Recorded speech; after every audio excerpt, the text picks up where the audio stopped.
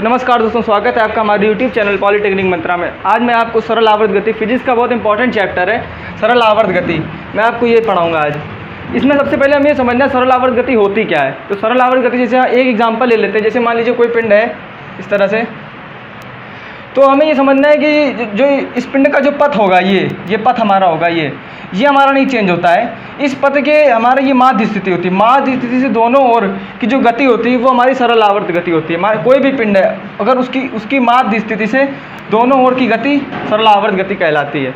और हमें एक चीज़ ये समझना है कि जो पिंड होता है इसमें पहले, और इसका एक कंपन हम समझ लेते हैं। एक कंपन क्या होता है, मान लीजिए यहाँ पर कोई पिंड है, जब इसकी माध्य स्थिति से जितना ये इधर जाएगा ये इसका विस्थापन होगा, ये विस्थापन होगा y/4।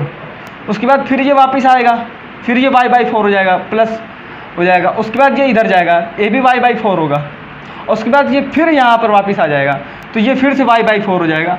तो हमारा जो जब इनको जोड़ते हैं तो टोटल विस्थापन y आता है। इस तरह से अगर कोई पूछ लेगा कि माध्य स्थिति से एक और का विस्थापन अगर पूछा तो वो हमेशा y/4 होगा। ये बात हमें समझनी है। टोटल विस्थापन y होता है हमारा, इस तरह से होता है। एक बार पिंड यहाँ जाएगा, फिर वापस आएगा, फिर यहाँ जाएगा, फिर वापस आएगा। इस तरह से जब दोबारा वो माध्य स्थिति में आ जाता है तो वो हमारा उसका विस्थापन कहलाता है। अब विस्थापन समीकरण क्या होता है? विस्थापन समीकरण होता है y बराबर a sin ओमेगा टी। ये फार्मूला होता है। ओमेगा हमारा ये होता है, ओमेगा बराबर आप 2π/t भी लिख सकते हो, यहाँ t आवर्तकाल होता है, या फिर ओमेगा बराबर 2πn भी लिख सकते हो। ये tn आवृत्ति होती है हमारी। हम समझ लेते हैं आयाम क्या होता है। आयाम को हम कहते हैं मैक्सिमम विस्थापन ही हमारा आयाम कहलाता है।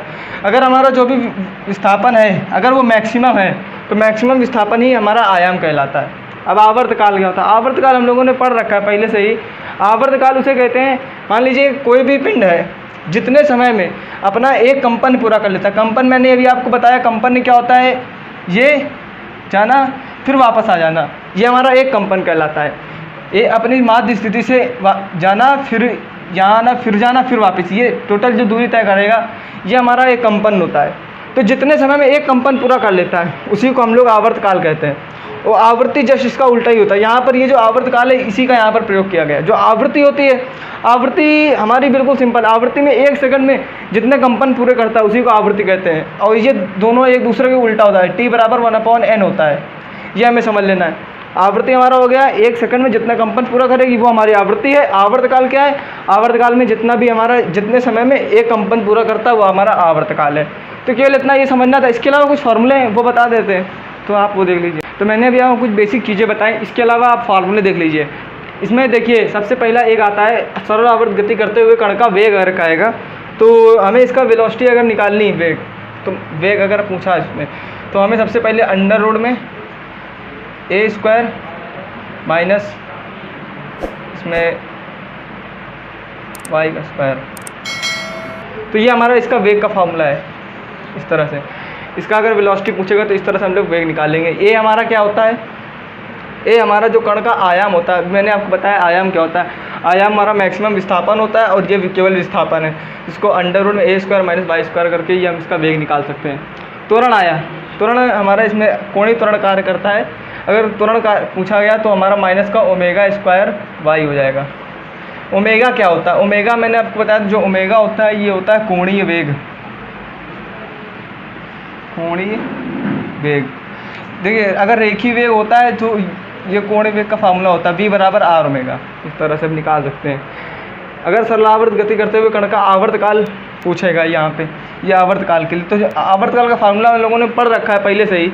t बराबर होता है 2π√L/g, हम लोग पढ़ते थे। तो ये हमारा होता था फार्मूला। ये किसका होता था? ये होता था सरल लोलक का। ये सरल लोलक का है, ये सरल लोलक के लिए है। अगर पूछेगा सरल आवर्त गति कण का आवर्तकाल क्या होगा तो हमें इसके लिए यहाँ पर t बराबर 2π अंडर रूट में हमें यहाँ विस्थापन बटे में यहाँ पर त्वरण, इस तरह से करना पड़ेगा। ये होता है हमारा इसके लिए फार्मूला। अब हम जो भी विस्थापन अगर y ले लेंगे तो y रख सकते हैं। त्वरण जो भी हम ले लें अपना, जैसे अगर त्वरण अल्फा ले लिया तो यहाँ पे जैसे अल्फा बराबर हमने मान लिया तो हम त्वरण यहाँ पे अल्फा लिख सकते हैं। उसी तरह जो आप उसको सेट कर सकते हो।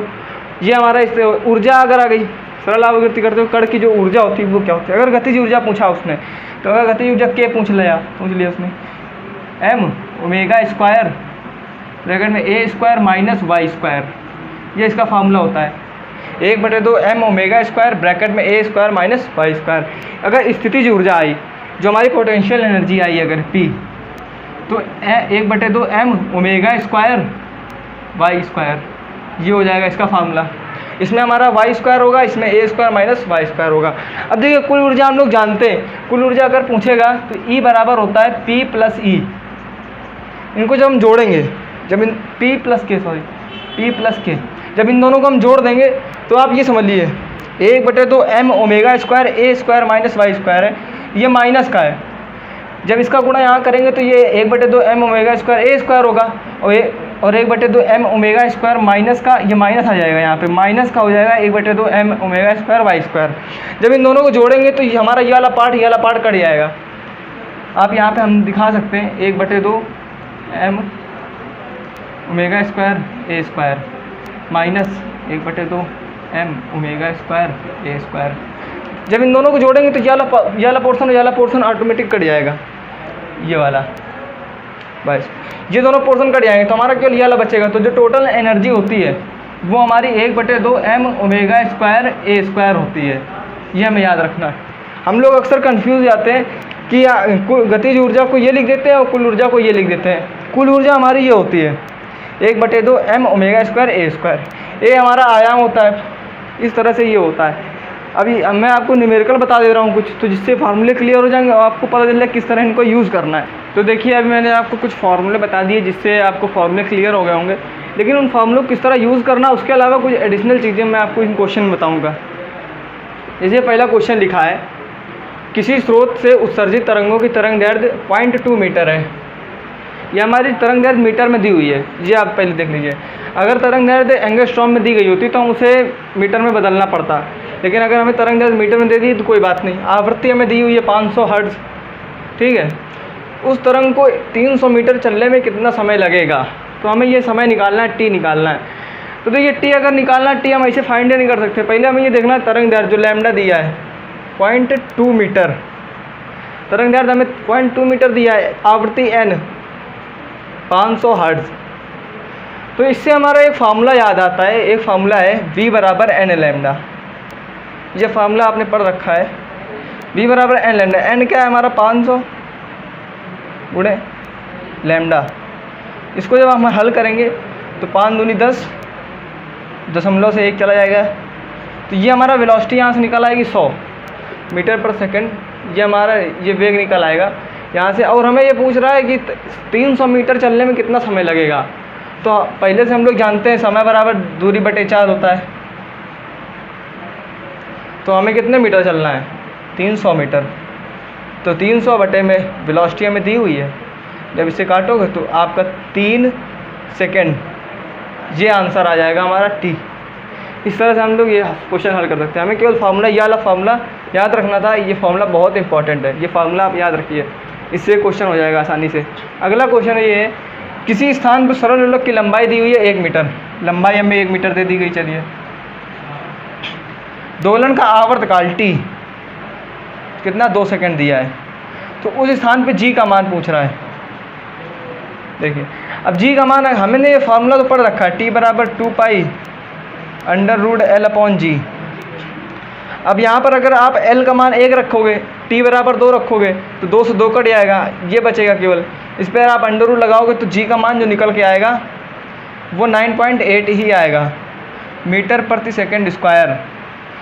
क्यों ऐसा मैं इसलिए कह रहा हूँ कि आपको इसमें 2 चीज़ें सीखनी है। पहली चीज़ तो ये कि अगर हम पृथ्वी का जो आवर्तकाल है, यहाँ पे लोलक का जो पृथ्वी कह रहे हैं, लोलक का जो आवर्तकाल होता है 2 सेकंड होता है। पृथ्वी पर लोलक के आवर्तकाल 2 सेकंड होता है। 2 सेकंड में वो अपना आवर्तकाल तय करता है। तो हमें ये दूरी तय करता है। एल बराबर हमें 1 मीटर दी हुई है, यहाँ पर एल भी 1 रखा जाता है। जब एल 1 रखते हैं और आवर्तकाल 2 सेकंड रखते हैं तो हमारा जो पृथ्वी का होता है गुरुत्वीय त्वरण, ये 9.8 मीटर पर सेकंड इसीलिए आता है क्योंकि ये पहले से ही प्रूव्ड है। हमें यहाँ पर केवल 2 चीज़ें सीखनी थी कि जो आवर्तकाल होता है 2 सेकंड होता है। ये सिंपल एक सिंगल क्वेश्चन ही पूछ सकता था कि लोलक का आवर्तकाल पृथ्वी पर कितना होता है, तो 2 सेकंड होता है। हमें ये सिंपल याद रखना है। और गुरुत्वीय त्वरण तो ये होता ही होता है। और हाँ, ये मात्रक इसका मीटर पर सेकंड स्क्वायर ये हो जाएगा। अगर आपको मात्रक वाला वीडियो देखना है तो आप आई बटन पे क्लिक करके देख लेना, इसमें मैंने आपको सारे मात्रक करा रखे हैं। तो ये हमारे क्वेश्चन थे, इससे आपको क्लियर हो गया होगा। अगर आपको ये वीडियो अच्छा लगा हो तो वीडियो लाइक करिए, शेयर करिए।